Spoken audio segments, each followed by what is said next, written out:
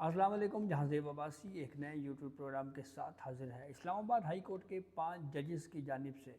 Representation مسترد ہونے کے انتظامی آرڈر کے خلاف آرٹیکل 184(3) کے تحت جو سپریم کورٹ میں درخواست دائر کی گئی ہے،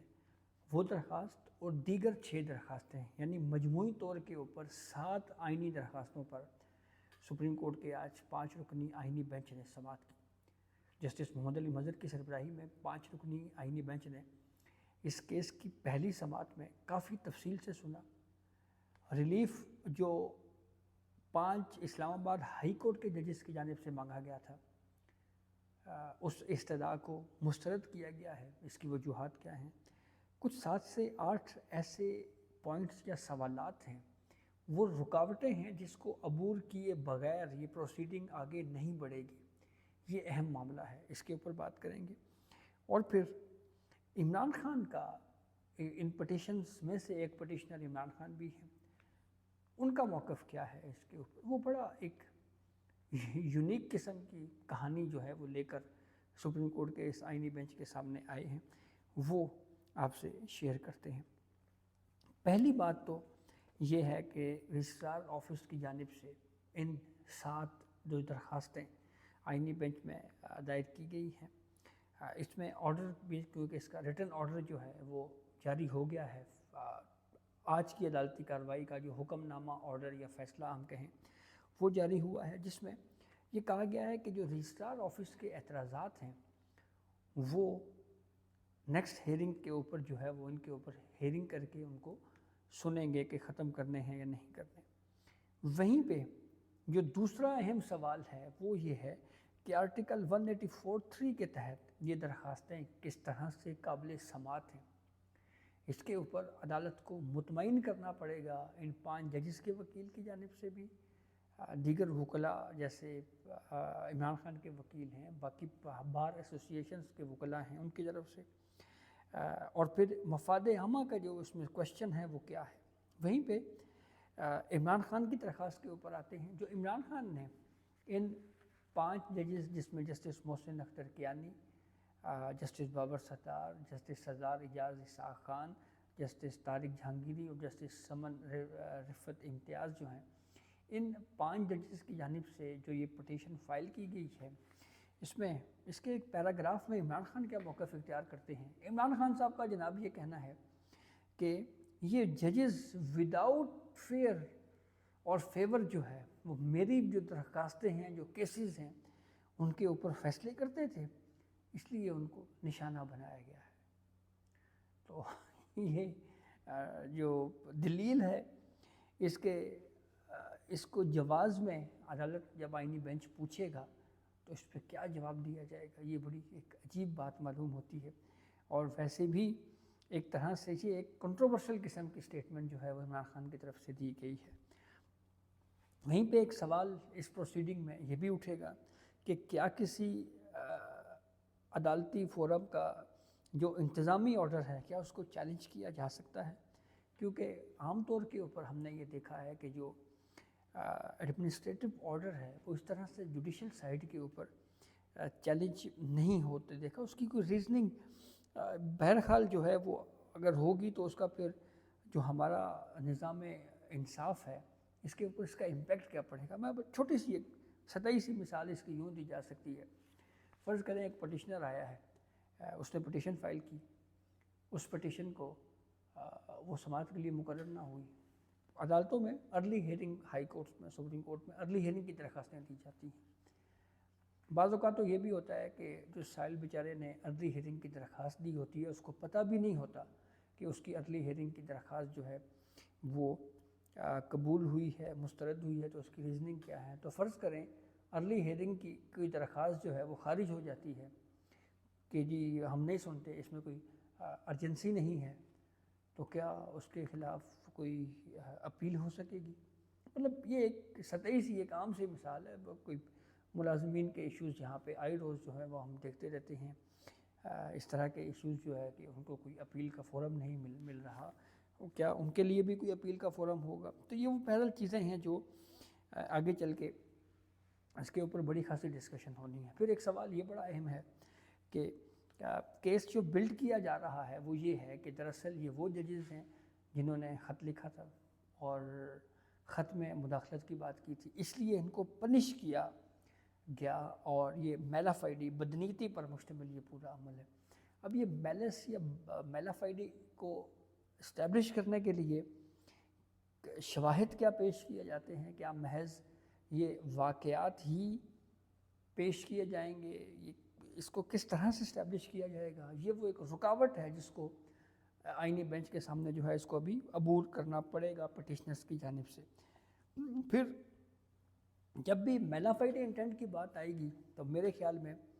وہ معاملہ جوڑا جائے گا اسلام آباد ہائی کورٹ کے ان 6 ججز کی جانب سے لکھے گئے خط سے۔ اچھا، اب جب خط سے جوڑا جائے گا تو خط والا معاملہ جو ہے وہ آلریڈی سب جوڈس ہے، اور اس میں جو ججز کی جانب سے یہ کہا گیا تھا جی کہ کوڈ آف کنڈکٹ کے حوالے سے ہمیں بتائیں، تو کوڈ آف کنڈکٹ بنانے کے لیے یہ ذمہ داری جسٹس منیب اختر صاحب کو چیف جسٹس آف پاکستان یحییٰ آفریدی کی زیر صدارت سپریم جوڈیشل کونسل کا جو اجلاس ہے اس میں دی جا چکی ہے۔ اور یہ بات جب یہ سوموٹو لیا گیا تھا تو اس وقت چیف جسٹس یحییٰ آفریدی صاحب کا یہ اختلافی ویو تھا کہ ہائی کورٹس انڈیپینڈنٹ ہیں،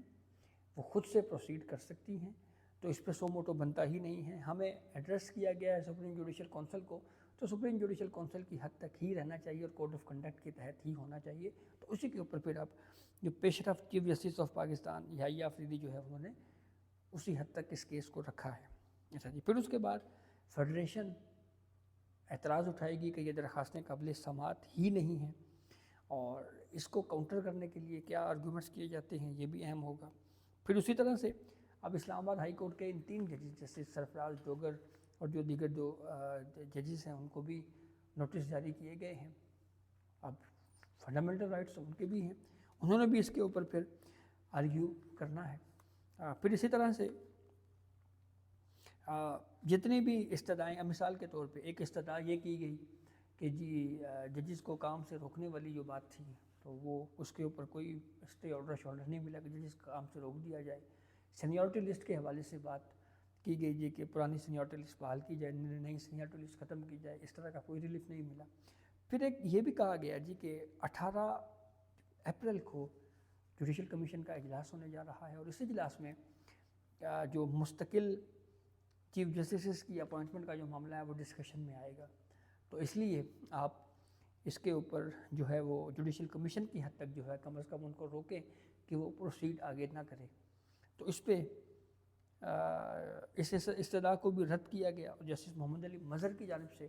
جو آئینی بینچ کے سربراہ ہیں ان کی طرف سے یہ کہا گیا کہ ہم 17 کو پروسیڈنگ رکھ لیتے ہیں، کارروائی 17 کو چلا لیتے ہیں،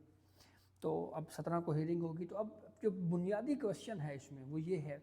کہ آرٹیکل 184(3) کے تحت جو 5 جج بطور سائل بن کے آئے ہیں، کیا ان کی درخواستیں قابل سماعت ہیں بھی یا نہیں، اور قابل سماعت اگر ہیں تو کیسے قابل سماعت ہیں، مفاد عامہ کیا، سوال ان میں کیا ہے۔ اب اگر ون لائنر میں بیان کریں تو کیس کا ایک رخ تو یہ بھی ہے کہ محسن اختر کیانی صاحب اور دیگر ججز جو آئے ہیں ان میں سے جسٹس محسن اختر کیانی بھی پٹیشنر ہیں۔ جسٹس عامر فاروق صاحب کے بعد جو موسٹ سینئر جج تھے اسلام آباد ہائی کورٹ کے جسٹس سرفراز ڈوگر صاحب کے تبادلے سے پہلے وہ جسٹس محسن اختر کیانی تھے، تو کیا ان کا بنیادی کیس یہ ہے کہ مجھے چیف جسٹس نہیں بنایا گیا تو یہ میرا چیف جسٹس اسلام آباد ہائی کورٹ نہ بننا فنڈامنٹل رائٹس میں آتا ہے؟ یہ بھی ایک سوال ہوگا، وہ کیسے آتا ہے؟ یا یہ بائی ڈیزائن جو ہے وہ ان کو روکنے کے لیے ان ججز کو ٹرانسفر کیا گیا، یہ آرگیومنٹ ان کا ہوگا۔ تو اس کے اوپر جو ہے وہ اس کو جو میلافائڈی ہے اس کو پروف کیسے کیا جائے گا کورٹ میں، کس طرح سے عدالت کو مطمئن کیا جا سکتا ہے،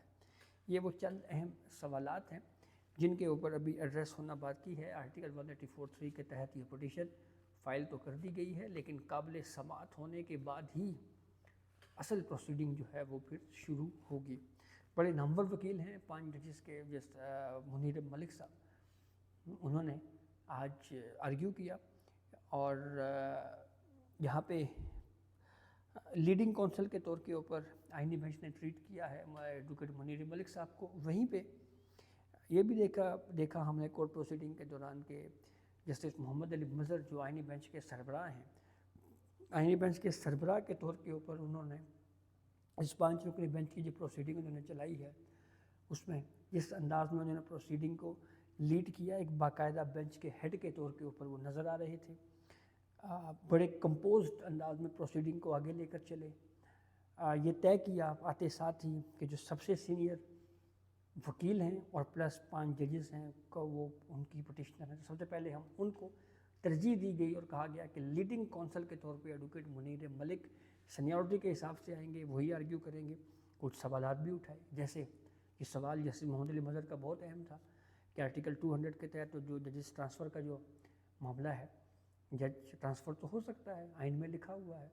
تو میعاد مقرر کرنا کہ ٹرانسفر عارضی ہوگی یا اتنے وقت کے لیے ہوگی یا یہ ہوگا وہ ہوگا، تو وہ چیزیں جو آئین میں ہیں ہی نہیں، عدالتی فیصلے کے ذریعے ہم کیسے لکھ سکتے ہیں؟ یہ بہت ریلیونٹ کوشچن ہے، اور اس کا جو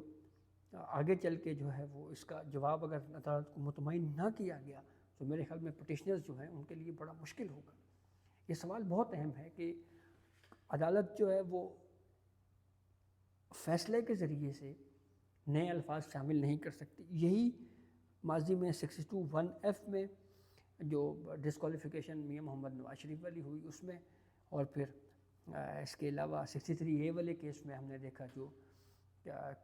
آئین میں نئے الفاظ شامل کیے گئے، پھر اس کا نقصان ہوا، عدلیہ پہ تنقید ہوئی، اور بعد میں پھر وہ فیصلے واپس بھی ہوئے، تو یہ معاملہ بھی ہے۔ اچھا جی، جیسے محمد علی مظہر صاحب نے جب آرڈر لکھوایا تو آرڈر بھی کورٹ میں بڑا کلیئر اور بڑا اونچی آواز میں جو ہے وہ بالکل تمام آرگیومنٹس جو ہیں ان کو ریپروڈیوس کیا گیا، اور پھر فوری طور کے اوپر ریٹن آرڈر بھی عدالتی کارروائی کا جو ہے وہ جاری کر دیا گیا ہے۔ تو خاصا اہم کیس ہے جس کے اوپر اب پروسیڈنگ ہونے جا رہی ہے۔ جج بطور سائل ججوں کے سامنے ہے، اور اگر ایک جج بطور سائل اگر کیس ہار گئے تو کیا ہوگا، اس کے اوپر بھی بڑے سوالات اٹھائے جا رہے ہیں۔ تو دیکھیں اہم کیس ہے اور اس کے اوپر ابتدائی ہیئرنگ ہو چکی ہے۔ پہلی سماعت میں تو کسی بھی قسم کا کوئی ریلیف جو ہے وہ ججوں کو نہیں دیا۔ اگلی ہیئرنگ پہ کیا ہوتا ہے، کیا ریلیف ملتا ہے نہیں ملتا، یہ بہرحال نیکسٹ پروسیڈنگ میں ہی طے ہوگا، اور اس کے لیے بنیادی اس سوال سے گزرنا پڑے گا، اس سوال کو عبور کرنا پڑے گا کہ آرٹیکل 184(3) کے تحت آپ براہ راست سپریم کورٹ سے آپ نے کیوں رجوع کیا، اور آرٹیکل 184(3) کے تحت پبلک انٹرسٹ کے تحت یہ درخواستیں قابل سماعت کیوں ہیں۔ عمران خان جیسا میں نے آپ کو کہا کہ وہ تو یہ کہہ رہے ہیں جی کہ میرے cases without fear and without favour جو ہے وہ سن رہے تھے، تو اس لیے ان کو سزا دی گئی، اور اس لیے جو ہے وہ یہ ٹرانسفر والے ایشوز آئے۔ تو اس طرح کی پٹیشنوں کو بھی عدالت نے دیکھنا ہے کہ یہ آرٹیکل 184(3) کے تحت کیسے قابل سماعت ہیں۔ تو یہ اب تک کی اپڈیٹ تھی جس سے ہم نے آپ کو آگاہ کیا۔ بہت شکریہ۔